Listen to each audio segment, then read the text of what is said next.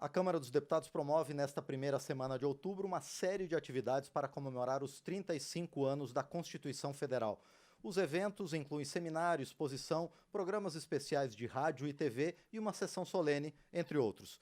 Com o tema Construção de um Brasil Justo, Inclusivo e Democrático, a celebração reconhece a importância histórica da Constituição e o compromisso contínuo do Parlamento brasileiro com a construção de um país melhor. E o painel eletrônico vai entrevistar os deputados da atual legislatura que eram parlamentares à época da Assembleia Nacional Constituinte. Foram protagonistas desse momento histórico da vida nacional e vivenciaram cada momento da Constituinte e que foi tão marcante para a construção da nossa democracia. E quem vai abrir essa série de entrevistas é o deputado Aécio Neves, do PSDB de Minas Gerais, que foi um dos parlamentares mais jovens daquela Assembleia Constituinte. Deputado Aécio Neves, em nome da TV e da Rádio Câmara, muito obrigado por sua participação aqui no painel eletrônico. Márcio, um prazer enorme conversar com vocês e principalmente sobre um tema tão marcante, tão decisivo na construção da nossa história. Eu costumo dizer que é triste o povo, triste a sociedade que não conhece a sua história, Exatamente. porque ela vai ter certamente muito maiores dificuldades para construir o seu futuro. E a Constituição de 1988 é um marco definitivo na consolidação dos avanços sociais, dos direitos individuais e da própria democracia. Com toda certeza. Bom, deputado Aécio Neves, ao longo dos trabalhos da Assembleia Constituinte, o senhor defendeu algumas bandeiras muito importantes, apresentou dezenas de emendas ao texto que acabou virando a Constituição, participou de mais de uma comissão, participou de várias comissões, e é muito lembrado também por ter sido um dos autores da emenda que instituiu o voto aos 16 anos. Como é que o senhor descreve essa ideia do voto aos 16 e todo o clima, todo o período da Assembleia Constituinte? Márcio, foi um momento único na história do Brasil, de reencontro da sociedade com seus representantes. Eu estou aqui, como a sua abertura já demonstra, né, há muito tempo. Né? Fui deputado eleito em 1986, né, naquela legislatura que nos deu também poderes constituintes, era um dos 3 mais jovens parlamentares naquele momento. Eu costumo dizer que eu era, na verdade, um espectador privilegiado da cena política brasileira, mas eu venho de antes disso. Eu acho que, até como um registro histórico, é preciso contextualizar para as novas gerações em que ambiente a nova Constituição foi escrita. Nós vimos, como você sabe, Márcio, de 21 anos de autoritarismo no Brasil, que é interrompido pela eleição de Tancredo Neves no Colégio Eleitoral. Eu acompanhava Tancredo como seu neto, como seu secretário, e existia anteriormente a ideia da construção de um arcabouço, de uma base em cima da qual seriam discutidos os temas da nova Constituição. Esse trabalho estaria entregue ao professor Afonso Arinos de Melo Franco. Essa era a ideia do presidente Tancredo. Com a sua morte, em 1985, né, e a assunção do presidente Sarney, mudou-se, vamos dizer, a ideia inicial. E o presidente Sarney, e ele foi muito importante para a consolidação da Assembleia Constituinte ou da própria Constituição, opta por iniciarmos do zero. Sim. E isso talvez, certamente teve um aspecto positivo muito grande, mas talvez tenha levado a esse detalhamento excessivo da nossa Constituição. Mas ela foi essencial à solidificação, à consolidação das nossas instituições democráticas. Porque, face ou não críticas à Assembleia Constituinte e à própria Constituição, sobretudo no seu detalhismo, mas foi ela que nos permitiu, Márcio, nesses 35 anos, fazer essa travessia até aqui. A verdade é que nós não sabíamos se ela duraria 1 ano, sim, se ela duraria 2 anos, se ela ia ser interrompida, se ela ia ser corrigida, mas ela hoje está comemorando seus 35 anos, tendo o Brasil passado por impeachment de 2 presidentes da República, por um atentado à democracia recentemente, sim, e nós devemos à Constituição de 1988 termos passado por esses episódios traumáticos, incólumes, com a democracia funcionando, com as liberdades funcionando, com a imprensa ativa e sem retrocessos institucionais. Pois é, deputado Aécio Neves, esse detalhamento da Constituição que o senhor citou é um dos responsáveis pelo fato dela ter sido emendada 129 vezes? É papel de uma Constituição ter essa atualização, essa mudança ao longo do tempo? Márcio, nós temos que analisá-la no ambiente em que ela foi construída, né? À distância, certamente, isso é um excesso. Mas, na verdade, como eu disse, o Brasil vinha de um período negro de autoritarismo. Então, a Constituição foi, na verdade, uma janela escancarada que se abriu para toda a sociedade brasileira, para todos os movimentos sociais que vinham aqui, que se reuniam conosco e que, obviamente, traziam as suas demandas. Então, foi muito difícil enxugá-la, porque muitos desses movimentos, enfim, desses setores da sociedade que aqui se faziam representar, não apenas sociais, mas da economia, por exemplo, como o agronegócio, como o setor industrial, não queriam deixar que os temas caros aos interesses dos seus segmentos ficassem no futuro, dependendo de uma lei complementar ou mesmo de uma lei ordinária. Portanto, eu reputo isso talvez como consequência da democracia ampla que tomou conta aqui da Câmara dos Deputados. E esse tema ao qual você se refere, do qual eu fui um dos pioneiros e formuladores, sim, que foi o voto a partir dos 16 anos, e conto aqui um bastidor dessa votação, era um tema muito estranho à época. Hoje pode parecer algo já natural, incorporado à nossa vida político-partidária, ao nosso sistema eleitoral, mas na época era algo que muito pouca gente acreditava que fosse viável. Não, com 16 anos o jovem não está preparado para votar. Achavam que o jovem poderia ser muito útil para carregar bandeira nos comícios, para participar de carreatas, enfim. E nós começamos um grupo jovem de parlamentares, o deputado Zanetti à época, eu e alguns outros, a defender essa tese. Não, vamos possibilitar que o jovem, a partir de 16 anos, que queira, portanto, a nossa proposta sim, era o voto facultativo, possa participar da construção do seu destino, da definição dos seus representantes.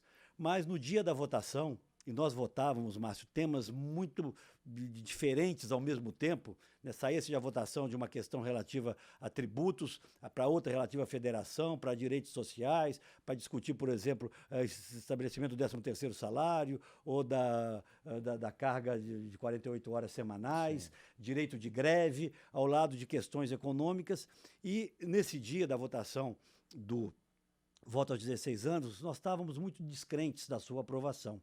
Caberia a mim defendê-lo da tribuna, foi chegando a hora, e eu me lembro que eu via sentado assim na segunda fila do lado direito do plenário, o senador Afonso Arinos de Melo Franco, que era uma figura extraordinária, né, de uma cultura enorme, enfim, um dos símbolos maiores daquela Constituição.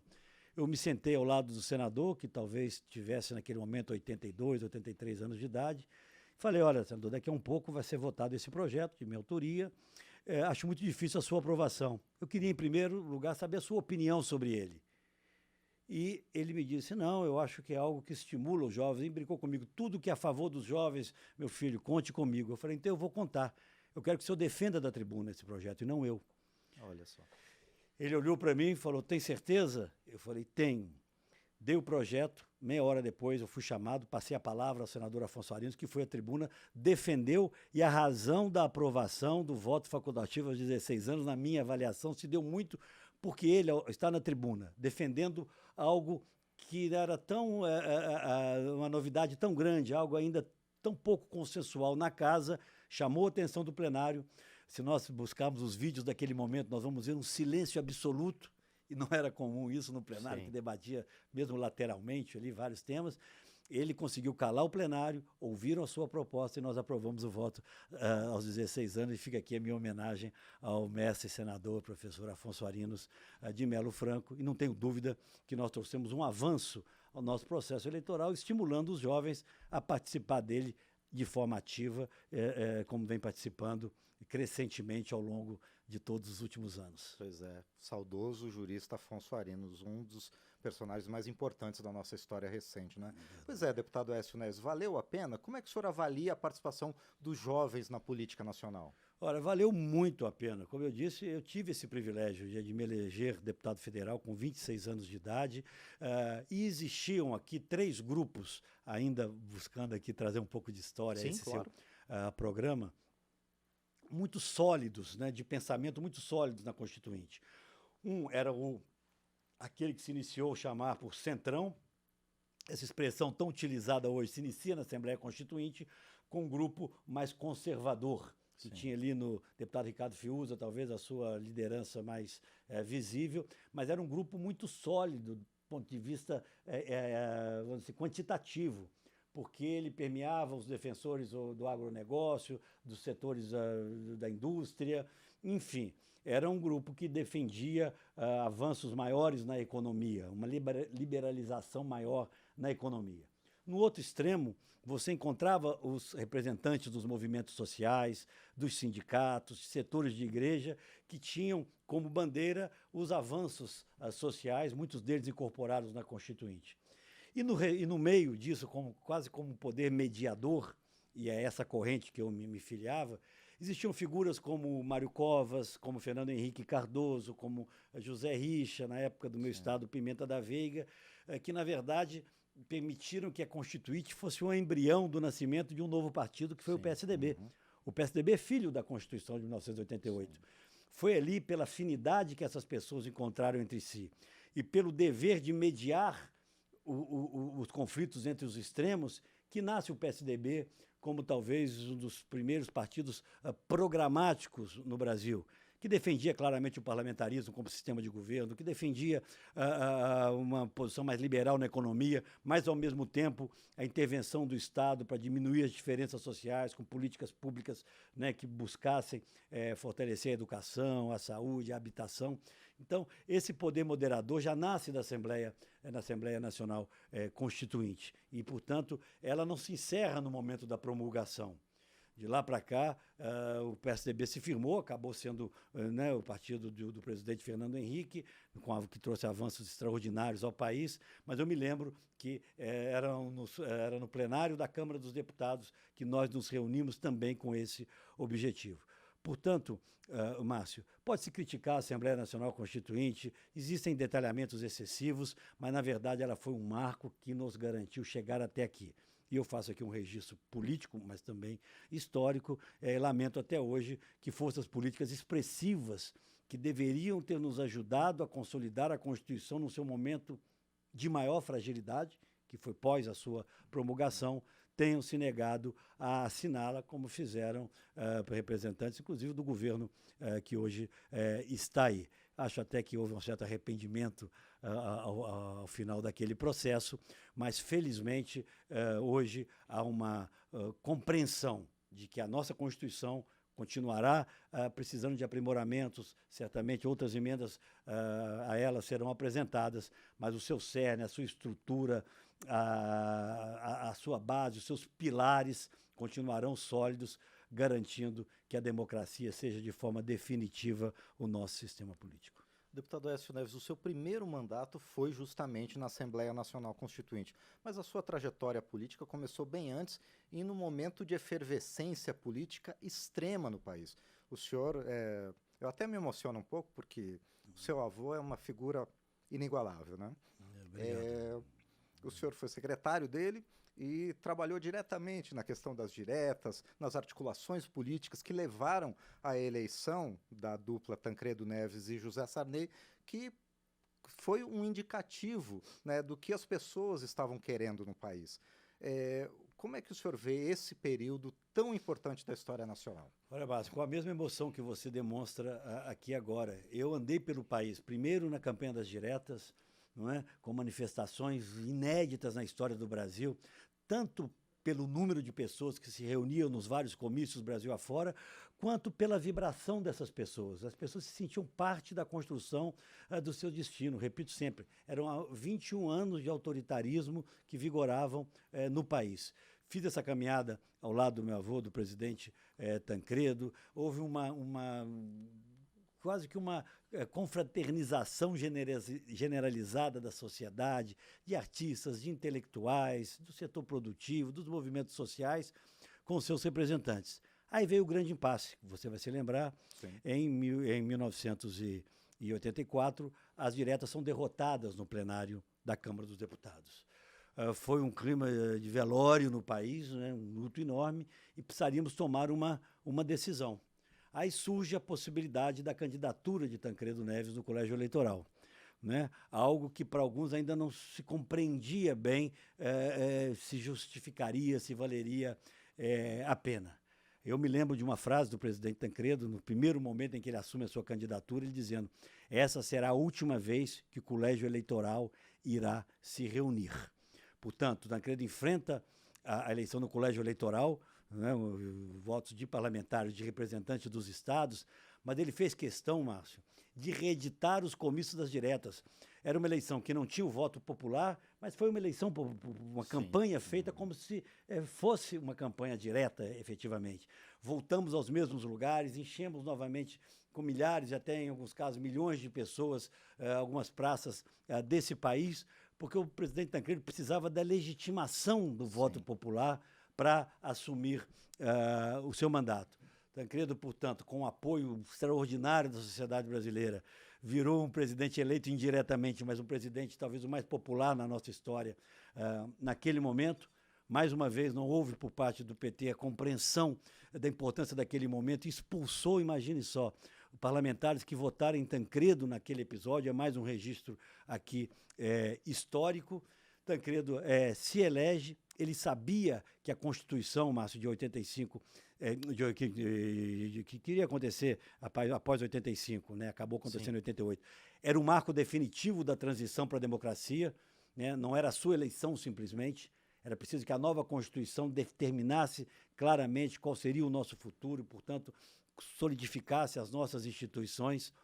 O destino, infelizmente, não permitiu que ele assumisse a presidência da República, mas eu registro aqui publicamente meus respeitos ao presidente Sarney, que com incompreensões também, com dificuldades, deu liberdade a que o Congresso trabalhasse sob a batuta, sob o comando de Ulisses Guimarães, que por sua vez permitiu que os debates mais acalorados aqui acontecessem e ao final nós tivéssemos uma Constituição que, com virtudes e com defeitos, é a média, ou era a média do pensamento da sociedade brasileira naquele momento. Mas eu não tenho dúvidas em afirmar que ela traz muito mais virtudes do que defeitos. Com certeza. Agora, deputado Aécio Neves, o senhor foi deputado federal, foi presidente aqui da Câmara dos Deputados, está conosco aqui de volta, também foi governador de Minas Gerais, foi senador por seu estado. Da sua trajetória política, deputado Aécio Neves, quais são os momentos mais marcantes? Olha, a Assembleia, sem dúvida, é um deles, mas eu tenho sempre o pé no chão para dizer que eu era ali realmente um espectador privilegiado, né, um aprendiz, e soube me cercar, ou pelo menos estar ao lado de figuras que tinham, o que lideravam o pensamento com o que eu mais tinha afinidade, como a essas aqui eu me referi, e incluo aqui Franco Montoro também, que foi um dos líderes da construção do PSDB. Mas a minha passagem pela presidência da Câmara foi algo também marcante, Márcio.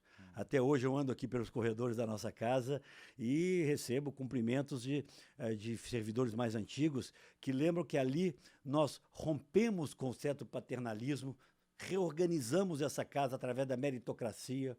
O diretor-geral, os diretores setoriais eram todos eles, sem exceção, escolhidos pela meritocracia, não por indicações políticas à época. Oxigenamos, portanto, a Câmara, trouxemos uma nova geração de dirigentes e de gestores em todas as áreas e muitos deles, inclusive, permaneceram por muitos mandatos além do meu. Foi um momento de informatização da casa, também de recuperação da sua credibilidade junto à sociedade. A Rádio e a TV Câmara, que comemora agora 25 anos, foram estruturados nessa gestão. Eles foram criados por um decreto em 98 do presidente Michel Temer. Inicia-se o processo de, vamos dizer, instalação, mas efetivamente ela começa a ter seu funcionamento normal, regular, a partir da nossa gestão. E foi uma forma, e é uma forma de mostrarmos à sociedade o trabalho dos seus representantes. Essa foi uma passagem na minha trajetória política muito marcante e, é claro, a possibilidade que tive de governar o meu estado também me gera lembranças e memórias muito boas, porque levamos Minas a ter, naquele momento, a melhor educação fundamental do país, a melhor saúde da região sudeste, os melhores indicadores de segurança pública. Passamos a ser um exemplo de gestão pública, inclusive para organismos internacionais. Foi, portanto, também um momento de grande aprendizado, mas eu digo que nós aprendemos na política a cada dia. Eu lamento apenas, Márcio, que a política do entendimento, da conversa, do respeito, deu lugar a uma radicalização excessiva hoje, que impede essas conversas, que impede os entendimentos. Eu cito sempre uma máxima tancrediana, e você que já homenageou com a sua emoção, que ele dizia que a virtude, na maioria das vezes, ela está no centro, ela está onde está o equilíbrio e não nos extremos. E o meu papel hoje, já que você me deu essa oportunidade, meu papel político hoje é na busca da construção de caminhos ao centro. Um centro que dialogue com os extremos, que vote aquilo que é de interesse do país, mas que permita ao Brasil ter novas alternativas e novas opções no futuro. É a isso que eu me dedico hoje, através do meu partido e da minha ação política. O painel eletrônico, nesses 35 anos da Constituição Federal de 1988, teve o prazer de receber aqui o deputado federal constituinte Aécio Neves, do PSDB de Minas Gerais, que continua conosco aqui na Câmara dos Deputados em mais um mandato como deputado. Ele que também presidiu a Câmara dos Deputados, foi governador de Minas Gerais e senador por seu estado. Deputado Aécio Neves, mais uma vez, quero agradecer muito por sua presença aqui e quero parabenizar por seu trabalho desde a Constituinte até agora aqui na Câmara dos Deputados. Muito obrigado, Márcio, conte comigo e quero também cumprimentá-lo pela qualidade do debate, enfim, da entrevista que você traz aqui hoje, e um grande abraço a todos aqueles que nos acompanham na rádio e na TV Câmara. Perfeito, mais uma vez agradecemos ao deputado Aécio Neves, do PSDB de Minas Gerais, conosco aqui no painel eletrônico.